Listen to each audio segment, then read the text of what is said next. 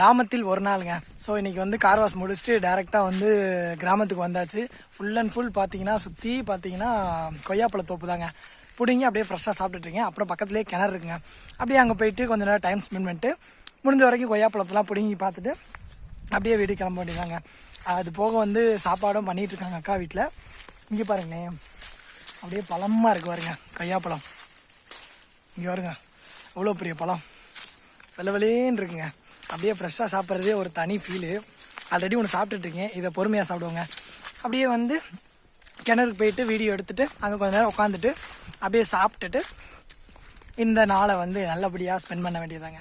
கிணத்துக்கு வந்தாச்சுங்க. ஃபுல்லாக பாருங்கள் எவ்வளோ ஆழம் இருக்குன்னு. விழுந்தா அவ்வளோதான். டேய் ஆழமே டேய் ஒரு பில்டப் கொடுக்க வர்றானு பாருங்க. ஃபுல்லாகவே மீனாக இருக்குது. இந்த கொய்யாப்பழத்தை போட்டால் மீன்லாம் திங்குமா?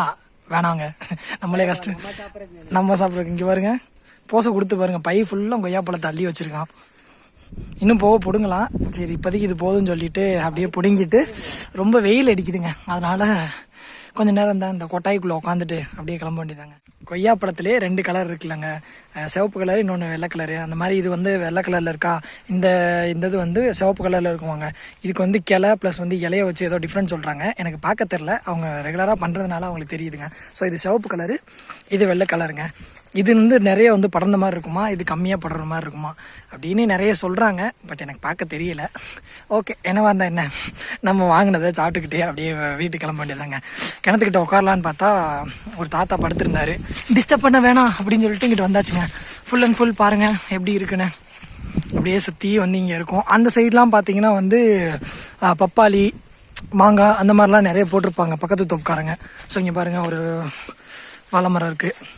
இந்த மாதிரி அங்கிட்டு அந்த சைட்லாம் வந்து ஏதேதோ இருக்குங்க. ஸோ பார்ப்போங்க. அப்படியே நம்ம வந்து நம்ம வண்டியை தேடி போக வேண்டியதாங்க. ஃபுல் பார்த்தீங்கன்னா எல்லாமே ஆஃப் ரோடுங்க. ஸோ ஆஃப் ரோடில் ஓட்டிக்கிட்டே வந்து வீடியோ எடுக்கலாம்னா எடுக்க முடியாது. கூட வந்த ஜீவன் முன்னாடி போயிட்டான். ஸோ அதனால் போவோங்க.